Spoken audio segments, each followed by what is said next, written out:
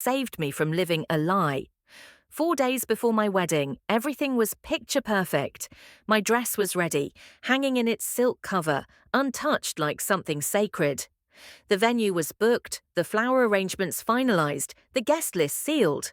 Even the music playlist had been argued over and finally approved by both my mother and Diego's overly traditional cousin. It was chaos, but it was beautiful chaos. I felt lucky, blessed, and then I found it. It wasn't a dramatic delivery. No screaming, no mysterious knock on the door. Just an ordinary white envelope slipped under my apartment door as if it had accidentally fallen from someone's pocket. No name, no address. Inside, one sentence written in hurried handwriting. He's cheating on you. Here's the proof.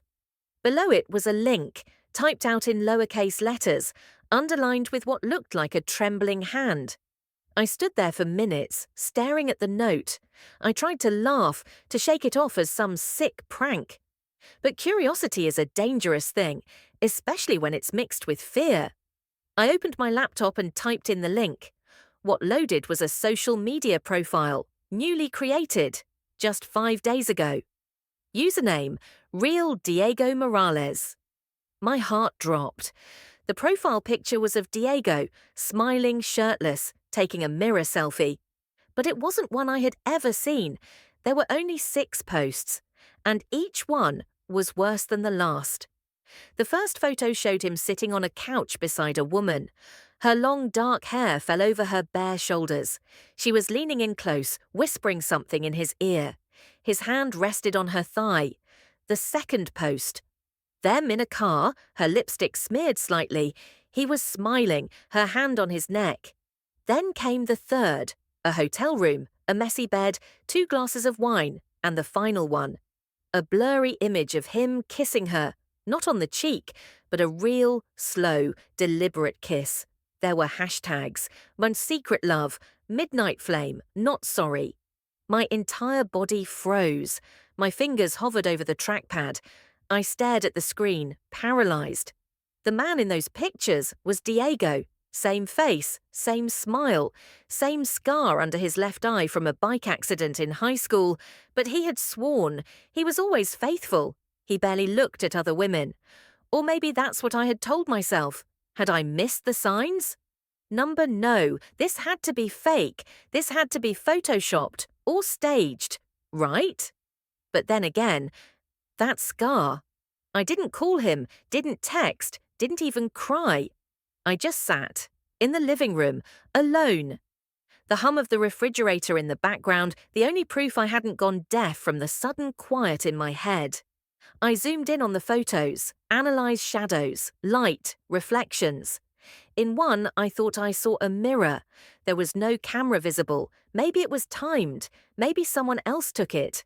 But why post them now? Why send them to me? I clicked on the profile's About tab. Nothing, no location, no friends, no real interactions.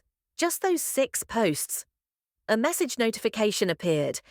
Hope this helps you see the truth before it's too late. I checked the account that sent it. Blank. User, Truth Knows You. It had 1 follower, me, and now that I'd clicked the message, it vanished. I refreshed the page. The account had been deleted. I tried to sleep that night.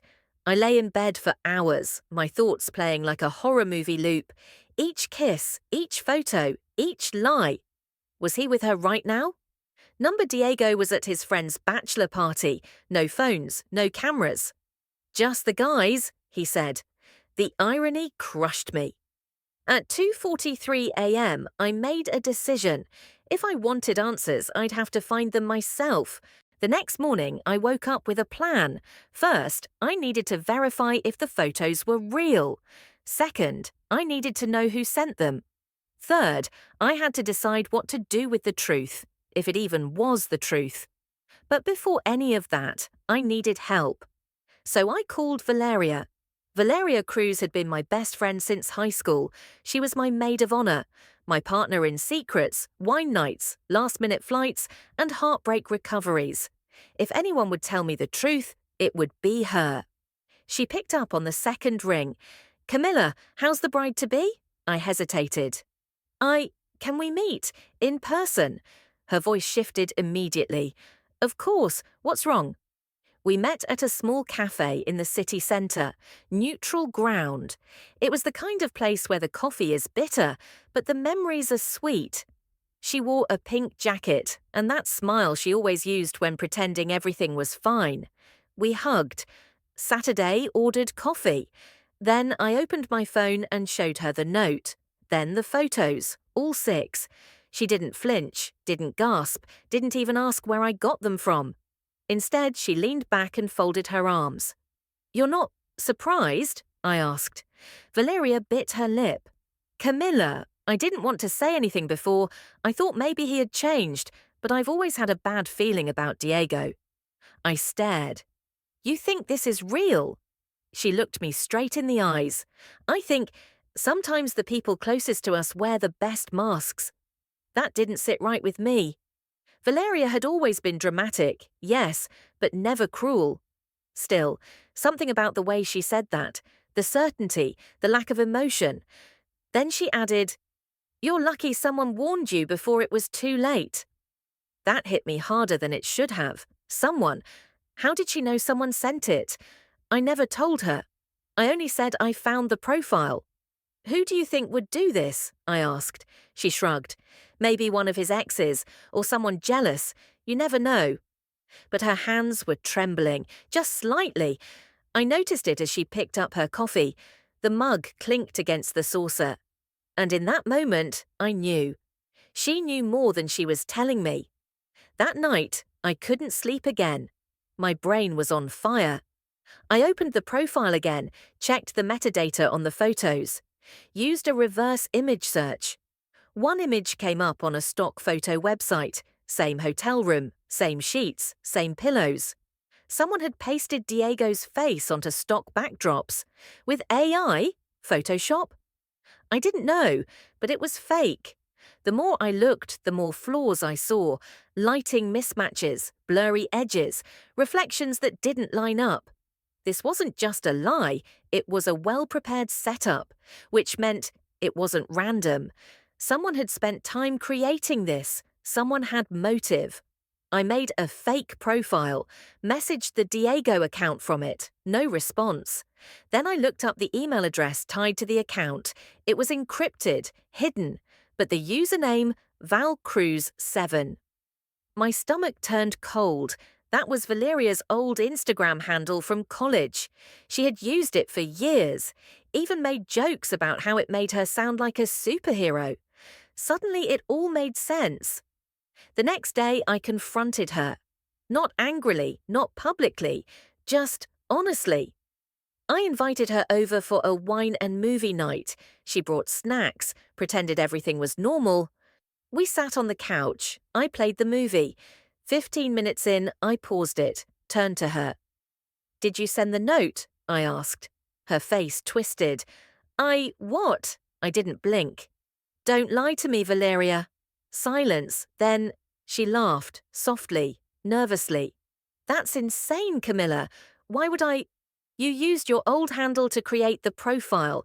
The metadata matches your apartment's IP. You knew details about photos I never told you, and you acted like you weren't surprised. She stared. Then her shoulders dropped, and she whispered, Because you don't deserve him. My breath caught. What did you say? Her voice changed, colder, sharper. You've always had everything. The perfect job, the family who supports you, and now, him.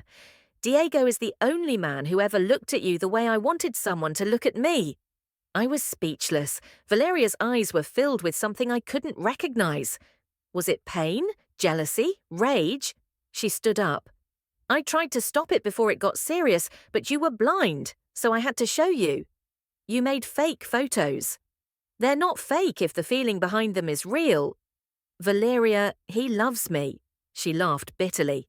Maybe, but soon he'll see that you're not perfect either. Then she left, and I collapsed on the couch, shaking, crying. But I wasn't broken, not yet. This was war now, and I wasn't going to lose my future over someone else's emptiness. Next, I had to tell Diego, and that would be the hardest part. I didn't sleep that night either. By morning, I had made up my mind. Diego deserved to know. If I truly trusted him, I had to look him in the eye and tell him everything. Not just the note, not just the fake profile, but Valeria. The betrayal, the poison that had crept into the cracks of what was supposed to be the happiest week of our lives. I called him. "Can we talk?" His voice was calm, sleepy. "Of course. Are you okay?" "No," I said softly, "but I need to be." We met at our favourite park, the place where he'd first told me he loved me. I remember the trees were already budding that spring. Today they swayed gently, like they were listening too. He arrived wearing a dark blue hoodie, no smile, just concern. We sat, quiet. I breathed in, preparing for the storm. Then I said, "Someone tried to destroy us." And I told him everything. His face didn't change for a long time. Not when I showed him the note, not even when I pulled out my phone and scrolled through the fake photos. But when I said Valeria's name, his jaw clenched. "Why?" he whispered. I looked at him, and that was the hardest part, seeing pain in his eyes he didn't deserve. She said, "She did it because I always get everything." He shook his head slowly. "Did you believe it?" I paused. "I doubted you, for a moment. And then I realized, no matter how real the photos looked, my heart knew they were lies." He exhaled deeply. "I would never do that to you, Camilla," he said. "I couldn't. You're the only thing that's ever made sense." I felt my chest collapse into his words. We didn't hug, we didn't cry, we just sat, letting silence hold what words couldn't. Eventually, he asked, "What now?" And I said, "We're still getting married." He looked shocked. "I'm not letting her win," I continued. "I'm not letting doubt win." Then I added something I never thought I'd say, "But I'm going to speak at the wedding." He nodded, not in fear, not in worry, but in support. Because now this wasn't just a love story, it was a story of war, a battle for truth, and I was going to win it in front of everyone. The countdown. The final 2 days before the wedding were a blur. I avoided Valeria's messages. She called twice, left a voicemail once.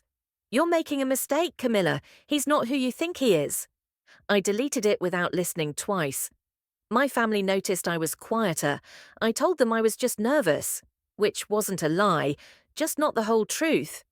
I rewrote my vows, and then I wrote something else, a speech, one that wasn't about love and eternity, but about trust and betrayal and rising from the ashes. The night before the ceremony, I looked at myself in the mirror. I didn't see a bride, I saw a warrior in white. The day. The day of the wedding arrived like thunder in the distance. The venue looked perfect. Ivory tablecloths, candles, roses that smelled like peace. Guests filled the chairs, laughter, clinking glasses, flashes of cameras. Valeria was not there. Her name removed from the seating chart. Her title as maid of honor revoked. I had replaced her with my cousin Maribel, who had always stood behind me quietly, loyally, without expectation. The music played, the aisle was clear, and I walked forward, step by step, heart steady, hands cold. Diego stood at the altar in a charcoal suit, eyes only on me.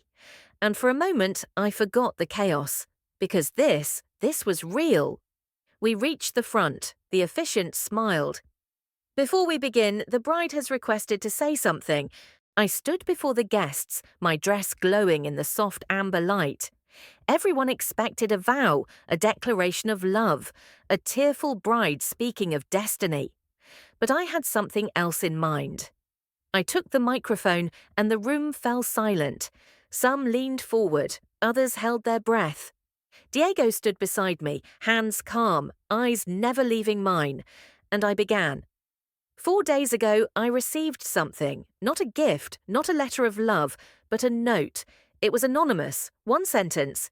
"He's cheating on you. Here's the proof." I opened the link. I saw pictures, I saw betrayal, fabricated but convincing.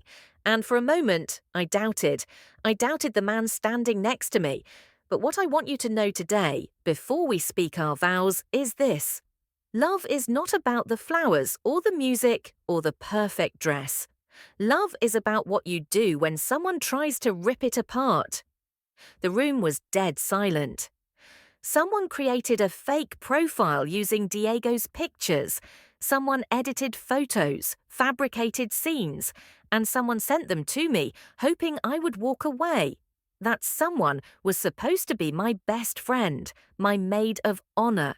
She is not here today, not because I banished her, but because lies banish themselves. I could see the reactions in the crowd, mouths open, eyes wide. A few whispered to each other. But I didn't stop. This speech isn't about revenge. It's not even about her. It's about truth. Because when you marry someone, you're not just promising to love them when things are easy. You're promising to trust them even when a storm rips through your house at 2 a.m.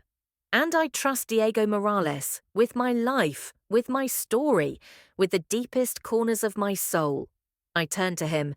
You are the calm in my chaos, the anchor in my hurricane, and I know without a doubt that your heart belongs to me just as mine belongs to you.